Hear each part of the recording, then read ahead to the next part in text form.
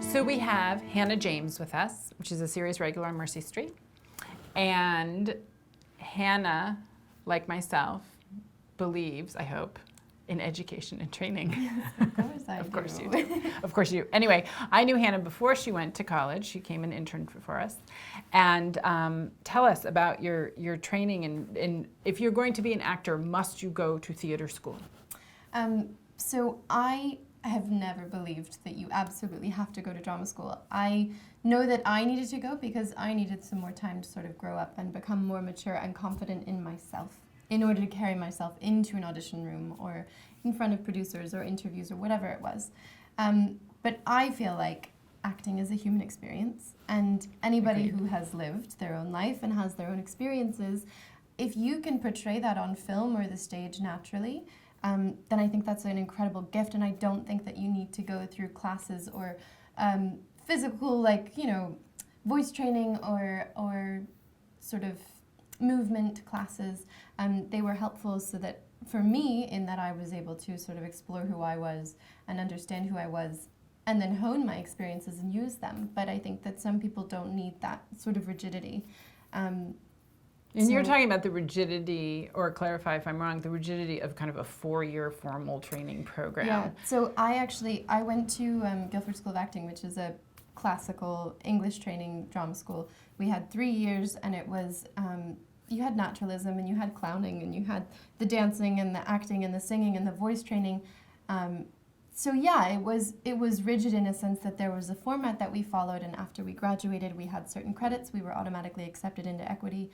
And yes, it was easier to sign with an agent. I will say that. Yeah. To go through a program that sets you up with the certain qualifications that a lot of people feel that you need in order to be signed with an agent, that did help. Well, and same thing. I went to DePaul University, and I have to say, I mean, the things I learned were phenomenal, but the contacts that I made and the doors that were open based on the school were amazing too. But Yeah. but it's funny because I agree with you in that each person is unique, and if they have to go to college, or if they want to go to college for the human experience, then so be it. That's great. And I feel the same way about film school, and you can learn all sorts of things.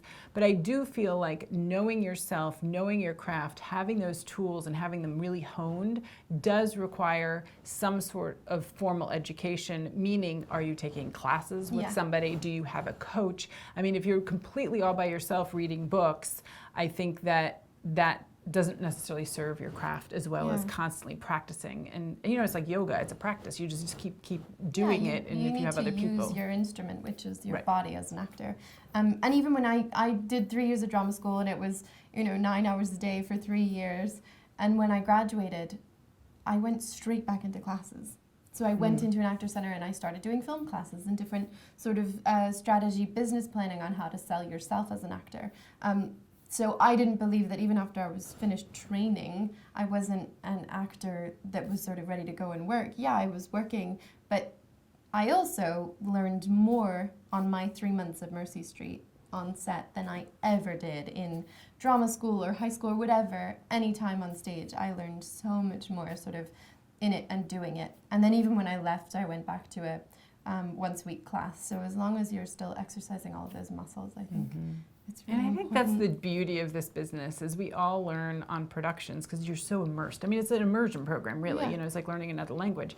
And you're on set for however many months you're on set, and you're just overwhelmed with not you, but I'm saying in general. And, you know, and every time I'm on a project or producing a project, I'm down that rabbit hole completely, you know, just on my game, adrenaline pumping and whatnot. It's funny that you say that, because I remember I was on set for like quite a few days for long hours, and my mum sort of called and said, well, you've never, because when I was at drama school, I'd have days when I'd sort of second guess myself and feel like I couldn't do it and I wasn't doing it right. And she sort of asked me, like, you haven't done that since you've been on set.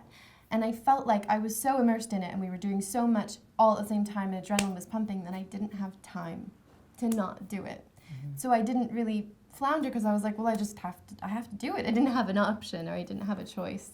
That's true, but also I would say, in my perspective, the honing of those tools in your toolbox, if you will, while educating yourself, regardless of what type of education it was, you were able to pull out those tools and use them in that kind of fight or flight scenario, Yeah. of working. And so you were probably applying a lot of things that weren't even probably on a conscious level because they were so ingrained from your practice. Of course. Which is great. And that's why you're so good about practicing in between. Yeah.